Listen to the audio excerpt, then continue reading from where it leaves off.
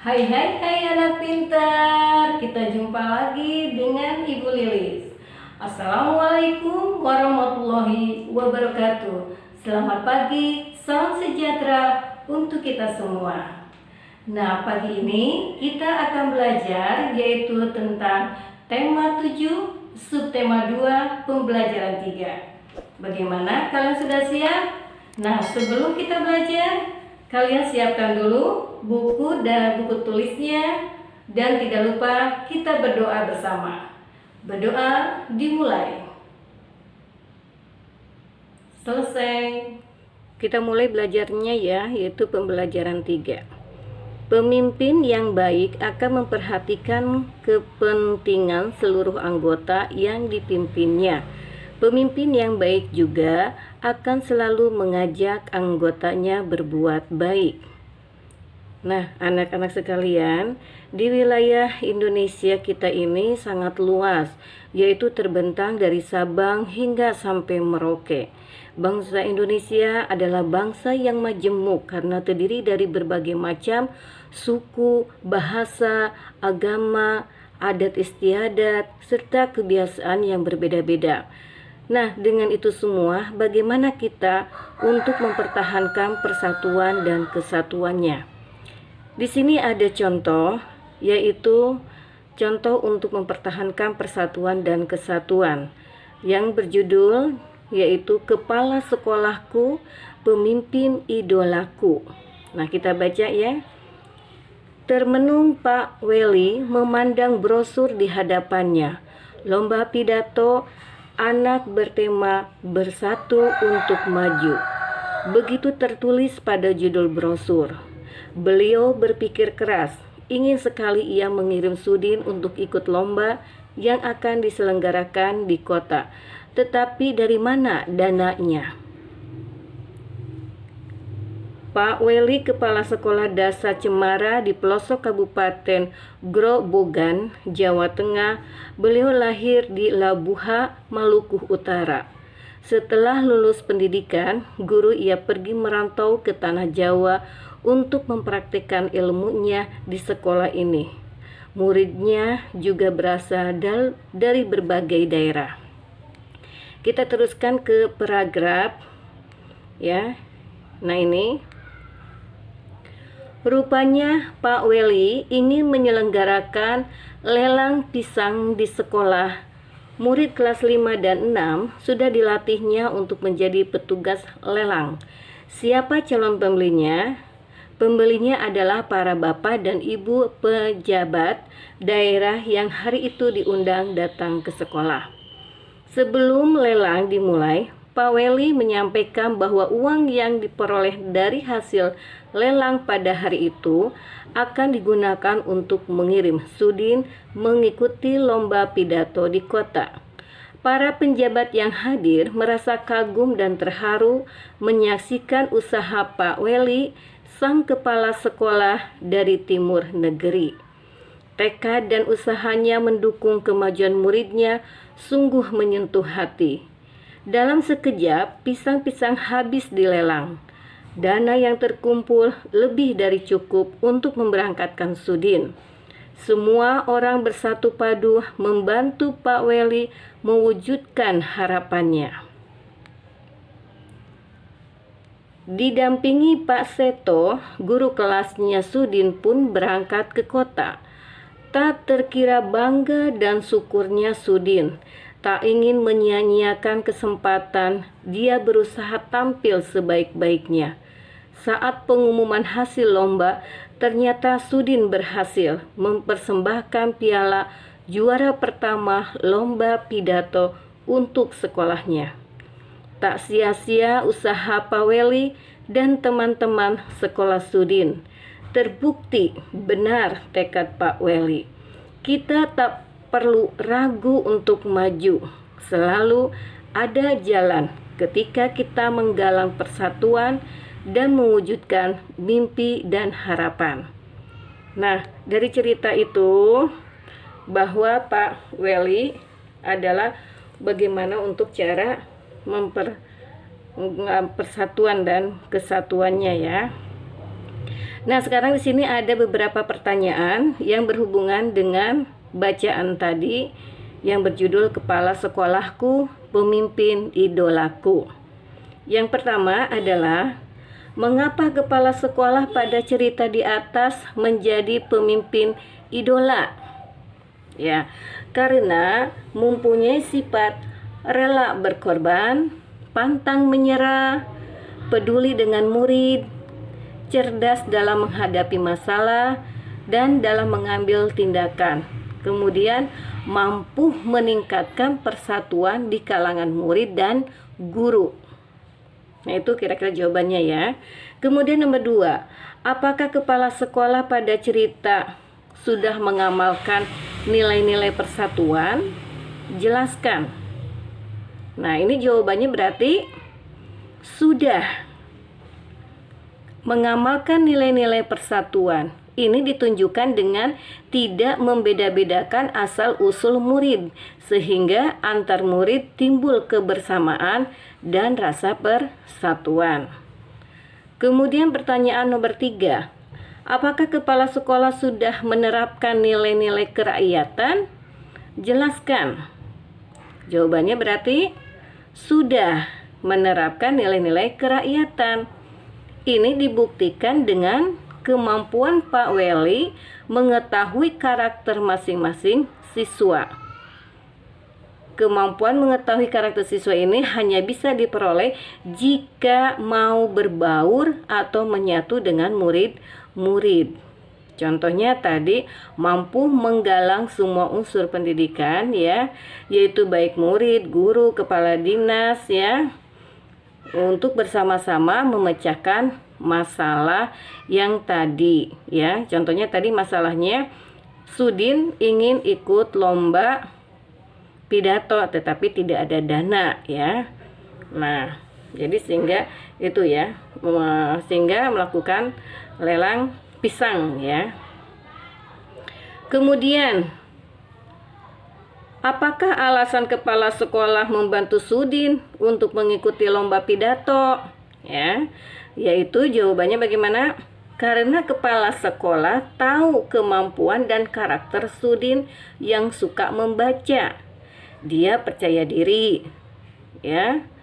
Selain itu, kepala sekolah juga ingin Sudin memperoleh pengalaman berharga dengan diikutkan dalam lomba pidato di kota. Kemudian pertanyaan nomor 5. Apa yang bisa kita teladani dari sosok kepala sekolah tersebut? Ya, untuk ini nomor 5 adalah yaitu sikap dari kepala sekolah ini. Mau dia turun ke bawah, kemudian dia juga kreatif, penuh ide, kemudian peduli dengan siswa dan rela berkorban, kemudian dia mampu menjaga persatuan dengan tidak membeda-bedakan siswa dan pantang menyerah. Nah, itu ya jawabannya untuk nomor 5. Kemudian nomor 6, apakah yang menyebabkan Sudin akhirnya dapat pergi mengikuti kompetensi? Jelaskan. Karena Sudin mendapatkan dana yang cukup untuk mengikuti lomba di kota. Dana itu diperoleh melalui pelelangan pisang yang ada di belakang, dan pembelinya adalah para bapak dan ibu penjabat daerah yang diundang. Nah, sekarang pertanyaan ke-7. Bagaimana menurutmu hubungan antara kepala sekolah dengan bupati, kepala dinas, dan penjabat daerah lainnya? Apa yang membuatmu menyimpulkan seperti itu? Ya. Jadi hubungan yang sangat baik dan akrab. Hal ini dapat dibuktikan para penjabat tinggi tersebut mau menghadiri undangan kepala sekolah walaupun para penjabat tersebut merupakan orang-orang sibuk. Nah, itu ya jawaban dari pertanyaan bacaan tadi. Nah, sekarang kita perhatikan Nah ini ya, jadi kalian sudah mengetahui bagaimana nilai-nilai kepemimpinan Kepala Sekolah Sudin yang telah mengamalkan persatuan dan kesatuan di lingkungan sekitar sekolahnya ya. Nah, sekarang kita lihat di sini Pak Weli menunjukkan penerapan nilai persatuan dan nilai kerakyatan. Apa sajakah bentuk-bentuk penerapan nilai kerakyatan dalam kehidupan sehari-hari? Silakan nanti kalian isi ya, cari jawabannya, yaitu contoh dari nilai kerakyatan dalam kehidupan sehari-hari. Kemudian berikutnya, nah, di sini ada nilai-nilai yang terkandung dalam sila keempat Pancasila, yaitu kerakyatan yang dipimpin oleh hikmat kebijaksanaan dalam permusyawaratan perwakilan. Apa saja nilai-nilainya yang terkandung dalam Pancasila tersebut? Yang pertama adalah tidak memaksakan kehendak kepada orang lain. Kemudian yang kedua yaitu mengutamakan musyawarah dalam mengambil keputusan untuk kepentingan bersama.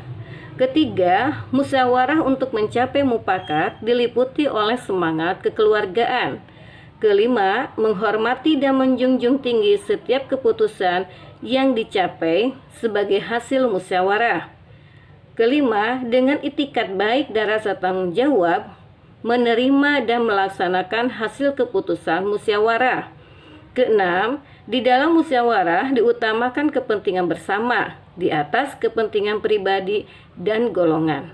Ketujuh, keputusan yang diambil harus dapat dipertanggungjawabkan secara moral kepada Tuhan Yang Maha Esa, menjunjung tinggi harkat dan martabat manusia, mengutamakan nilai-nilai kebersamaan dan keadilan, serta mengutamakan persatuan dan kesatuan demi kepentingan bersama. Nah, itu adalah nilai-nilai pada Pancasila ya, itu. Nah, sekarang kalian nanti bisa menuliskan contoh-contoh penerapan nilai-nilai kerakyatan dalam kehidupan sehari-hari ya. Nanti hasilnya bisa kalian kirim ke guru masing-masing. Nah, sekarang kita berlanjut ke muatan pembelajaran yaitu IPS ya. Negara kita menjunjung penerapan nilai-nilai kerakyatan dalam bermasyarakat. Bagaimana hubungan kita dengan negara lain? Negara kita selalu berusaha menjaga hubungan baik dengan negara-negara lain, termasuk di Asia Tenggara. Nah, sini kita perhatikan ya, bahwa negara Indonesia adalah sangat berperan banget. Ya, sekarang mengenai peran Indonesia di ASEAN dalam berbagai bidang, yaitu bidang pendidikan. Contohnya adalah pertukaran mahasiswa. Kemudian di bidang pangan ya, yaitu pengembangan pusat produksi pangan. Kemudian ketiga adalah di bidang sosial, yaitu berperan aktif dalam kegiatan kemanusiaan, terutama di negara yang sedang terlanda bencana. Kemudian kesehatan, yaitu gerakan masyarakat hidup sehat, contohnya imunisasi ya. Kemudian yang kelima adalah pariwisata, yaitu promosi wisata dan budaya. Kita ke muatan pembelajaran bahasa Indonesia ya, yaitu di sini kita sudah mempelajarinya sebelumnya tentang pidato ya. Namun di sini ada rancangan pembuatan pidato secara singkat ya. Nah, di sini hal-hal yang pokok dalam membuat pidato ya, seperti kemarin telah Ibu jelaskan. Yang pertama adalah salam pembuka, yaitu yang berisi kalimat sapaan, selamat pagi, selamat siang, selamat malam, dan lain-lainnya. Kedua adalah pendahuluan, yaitu memaparkan topik permasalahan yang akan dibahas ya. Kemudian yang ketiga adalah inti, yaitu berisi pembahasan topik secara lengkap. Kalimat ajakan atau bujukan digunakan untuk mengajak pendengar melakukan kegiatan yang diharapkan. Kemudian penutup, yaitu menyampaikan rangkuman atau intisari topik yang telah disampaikan. Kemudian salam penutup, ya, yaitu yang berisi kalimat salam penutup seperti terima kasih, ya. Nah, untuk itu nanti kalian Ibu minta membuat sebuah teks pidato, ya. Judulnya nanti bisa misalnya judulnya tentang pahlawan, ya, atau juga tentang apa, bisa tentang apa saja, ya. Untuk judulnya silakan nanti hasilnya dikirim ke ibu guru kalian, ya. Anak-anak, untuk belajar pagi ini Ibu cukupkan sampai di sini. Nanti besok kita akan ketemu lagi dengan pelajaran yang lain. Mudah-mudahan apa yang Ibu sampaikan pada hari ini akan bermanfaat untuk kalian semua. Ibu tutup dengan wassalamualaikum warahmatullahi wabarakatuh. Dah.